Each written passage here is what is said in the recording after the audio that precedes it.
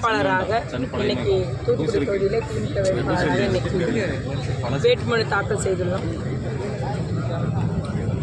நம்மளுடைய 5 ஆண்டு கால சாதனையை சொல்லி மக்களிடம் சொல்லி நாங்கள் வாக்குகள் சேகரித்து வருகிறோம்.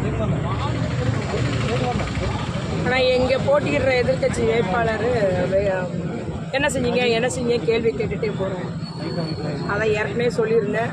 அவர் அரசியலில் தான் ஒதுங்கி இருந்தார்னு நினச்சேன். உண்மையிலே நடந்த உலகத்தில் என்ன நடந்தது கூட தெரியாமல் இருந்திருக்கிறான்னு சொன்னேன்.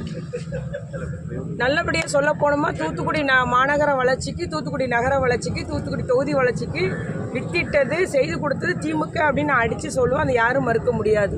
96 நம்ம கலெக்டர் ஆஃபீஸ் அலுவலகம் கட்டினதுலேருந்து கடல்சார் பயிற்சி கழகம், மருத்துவமனை, மெடிக்கல் காலேஜ், இந்த தடவை பொறியியல் கல்லூரி கொண்டு வந்தது. அதுபோல் நமக்கு மாநகராட்சி ஆக்கியது.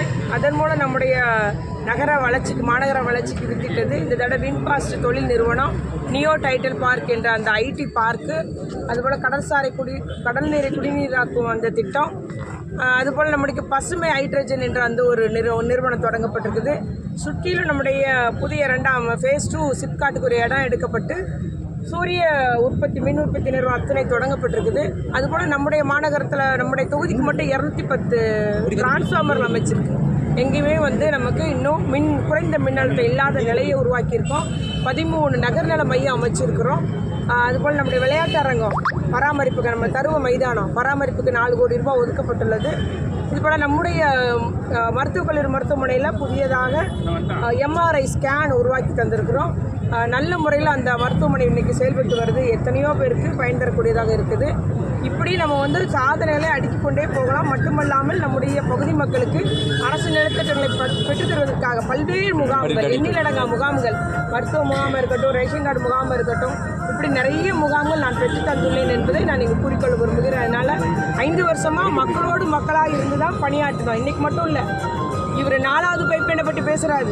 நீங்கள் எல்லாம் கோப்பெடுத்து பார்த்தா தெரியும். 4வது பைப்லைனுக்கு ஆய்வறிக்கைக்கு நிதி ஒதுக்க ஆய்வு பண்ண DPR, டீட்டெயில் ப்ராஜெக்ட் ரிப்போர்ட்டுக்கு நிதி ஒதுக்கீடு செய்யப்பட்டது 2011ஆம் ஆண்டு.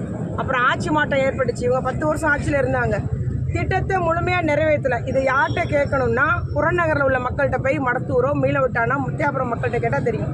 இப்போ தான் 2 வருஷமாக நம்ம அவங்களுக்கு நல்ல தண்ணி கொடுக்குறோம், தினசரி தண்ணி கொடுக்குறோம், பாதுகாக்கப்பட்ட குடிநீர் அவர்களுக்கு வழங்கப்பட்டு வருகிறது.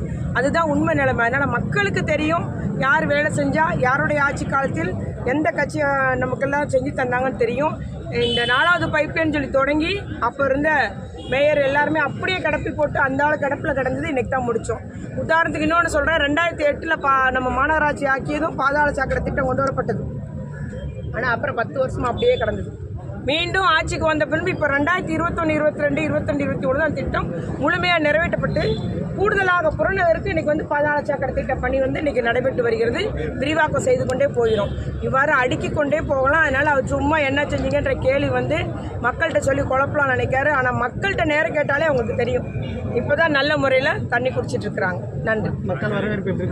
மக்கள் வரவேற்பு பிரகாசமாக இருக்குது. எங்களுடைய கூட்டணி கட்சியுடைய செயல் வீரர்கள் எழுச்சியாக உறுதியாக நம்ம வெற்றி பெற்று ஆக வேண்டிய என்ற எழுச்சியோடு உறுதியாக பணியாற்றி வருகிறார்கள். ஆகவே அத்துணை பேர் ஆதரவோடு என்னுடைய வெற்றி வாய்ப்பு உறுதி. நன்றி.